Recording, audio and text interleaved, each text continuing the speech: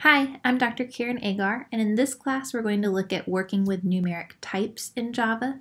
Specifically, we're going to look at the math class in Java, some more basic arithmetic, and then typecasting.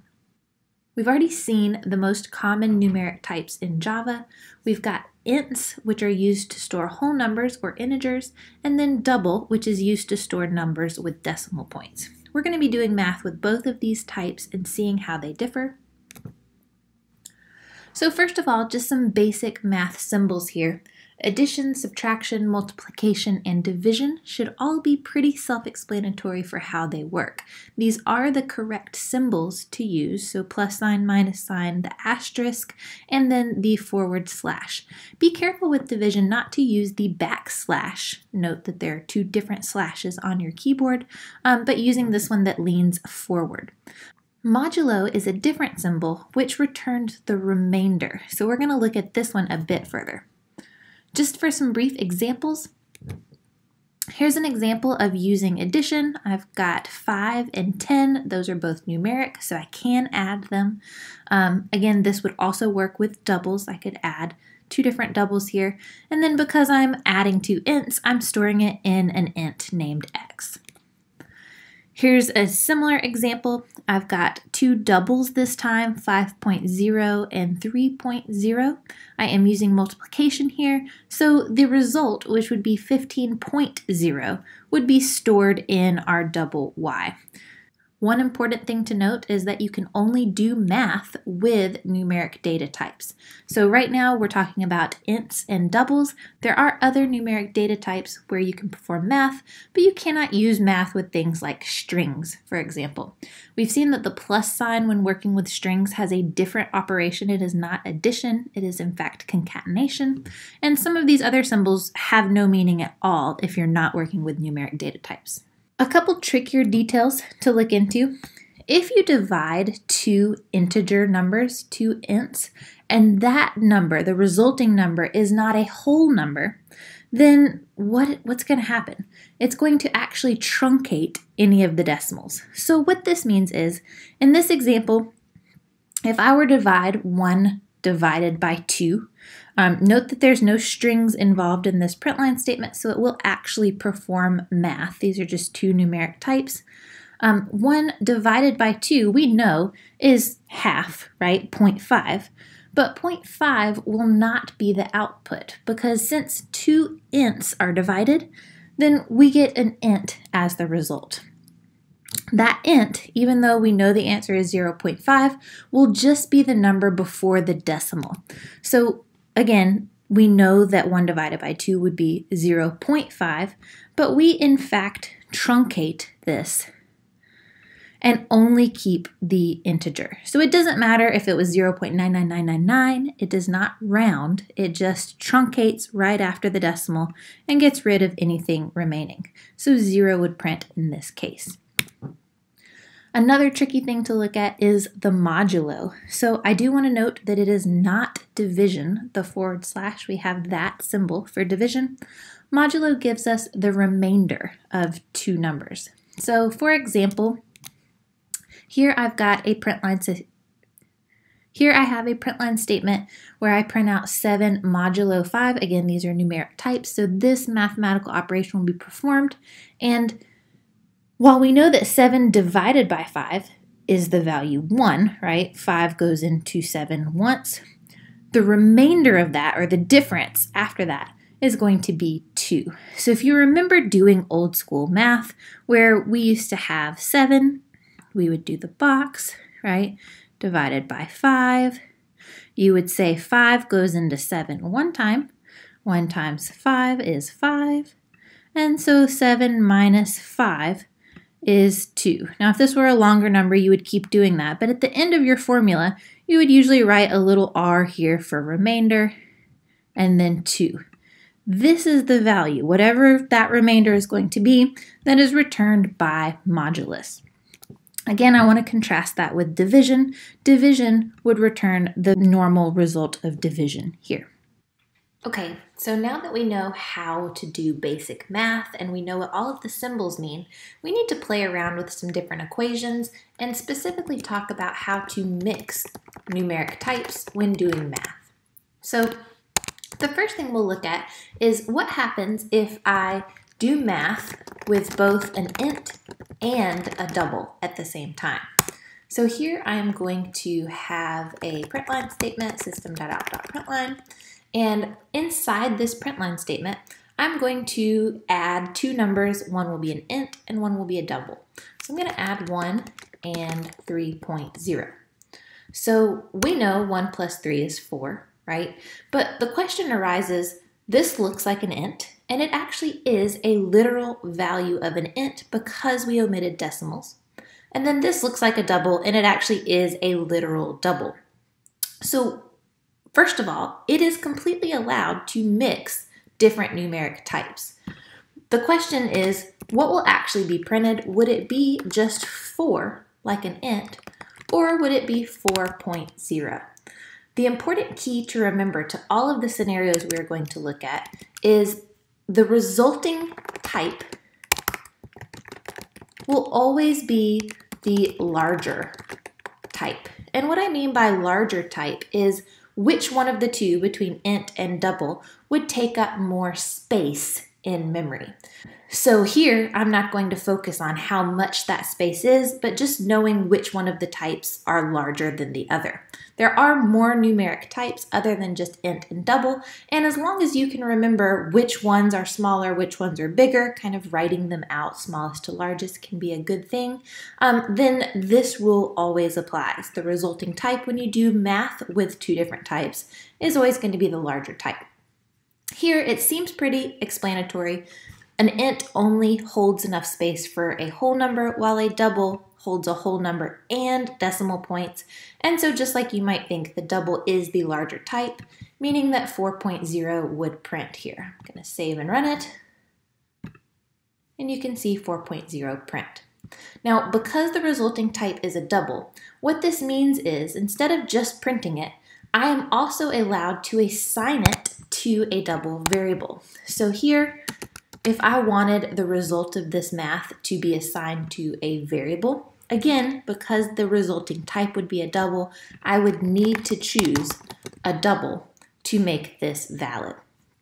However, if I chose an int, you can see that this is not going to be okay because even though I do have an int in this equation, again, this math is performed first, and then the result of this math, or 4.0, as we saw, is trying to fit in a box that only stores whole numbers. So if we hover over this, it says type mismatch cannot convert from a double to an int.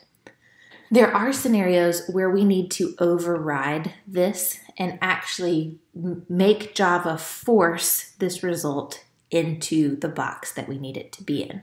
Now, you can imagine if we were to force 4.0 to fit into an int, like we saw in integer division, it would just truncate anything after the decimal point, no matter what that is, and just store the whole number. So the way to force this type conversion is called typecasting. So we can typecast, which is to force conversion between numeric types. Now, the way to typecast is to put parentheses and the type that we want to force something into in parentheses right before it. So if I take this parentheses int, which is what I want this to be, I can force this to be an int by inserting it right here. However, if I put it right here, the way that Java reads this is it wants to force this 1 to be an int, which it already is, right? And then an int and a double is going to result in a double. So this is not the correct placement for it. If I wanted to force this double to be an int, then this would solve my problem. I could do 1 plus 3, right? But depending on the formula, what you would really like to do is perform the math first, especially if this was a longer equation, by putting it in parentheses, and then typecast whatever the result of that is to an int, again, truncating off those decimals.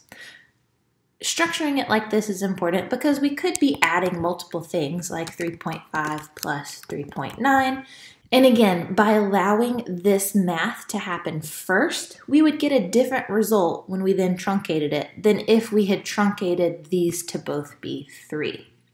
So here's an example where I perform math. We're not going to think it through, but I add up some numbers and then I force whatever that result is to lose all decimal points and store just the whole number. This typecasting can be put in front of any numeric type at any point. So we just need to make sure we place it where we actually need it in our equation. For example, if I wanted to do the following, here's an int x equals 12. I'm going to say system.out.println x. Now we all know that that would just print the value 12, and we can see it run real quick for reference. However, if right here before it prints, I were to insert the typecasting statement double, note this is completely valid. What it's going to do is it's going to take 12 once it's returned right here, and it's going to convert it to a double, which we know is 12.0, and that is what would print. So if I run this, you can see that it prints 12.0. I do want to note that this statement did not change what was stored in X. Note that you never saw another assignment operator, this equal sign, assigning this back to X. So if I were to follow this up with another println statement of X, X still just stores 12. Save, run, and you can see that X still stores 12.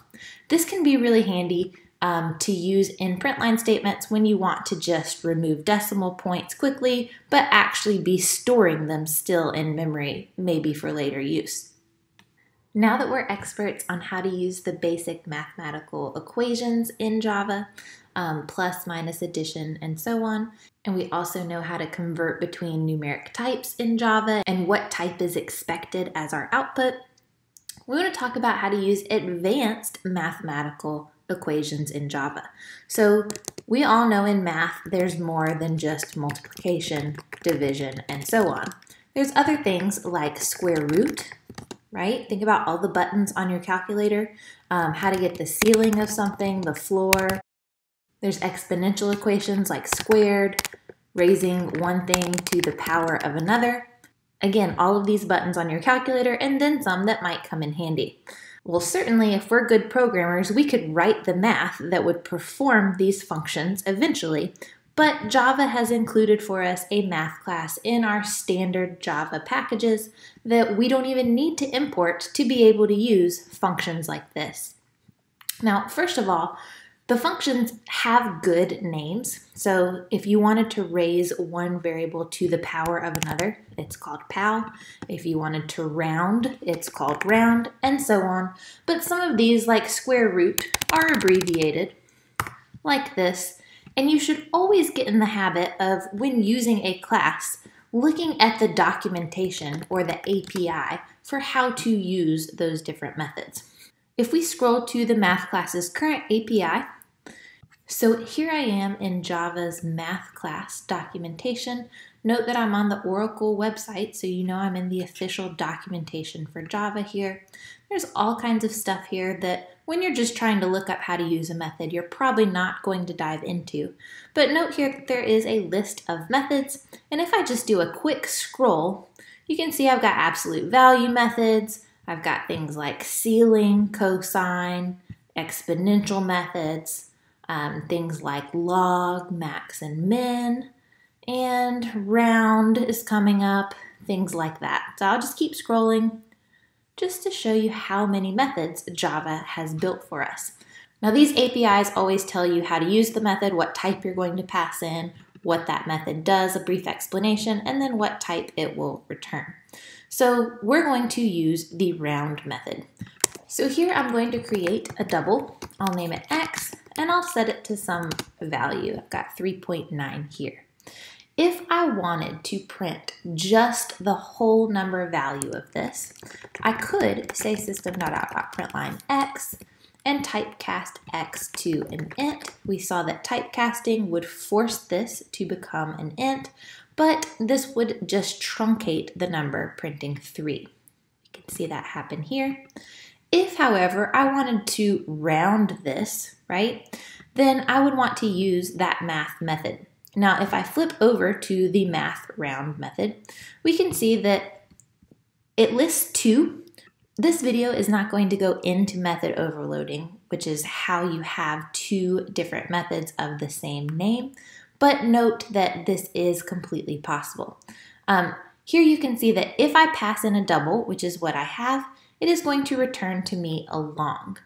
A long is just a larger int. It's the way to store things like telephone numbers that are bigger than the space that an int can hold.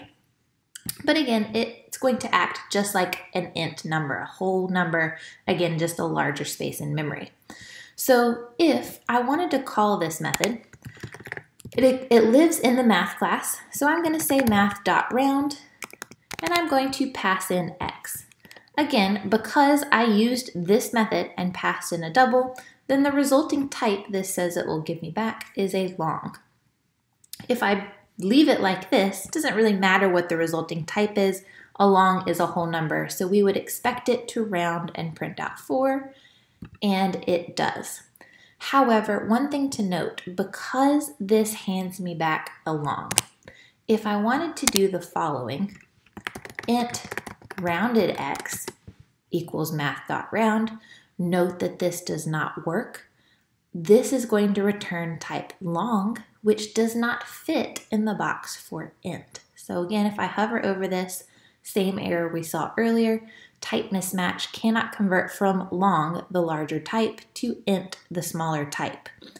We now know the way to fix that is to force it to be an int by typecasting, and then this would work. So this would, again, return 4, but as a long, force 4 to be an int. We wouldn't see a change in the value, but now it's scaled so that it could fit in our int variable. We can follow this pattern, math, the name of the class, a dot, and the method name to use any of these methods in here. Note that you do need to glance at the documentation to see what type you need to pass in, and then what type it's going to hand you back. If it hands you back a double, you will need to store it in a double or perform typecasting to make it fit in some smaller type. I hope this video has helped clear up things about working with numeric types, with the math class, and with basic arithmetic operations. That's it until next time.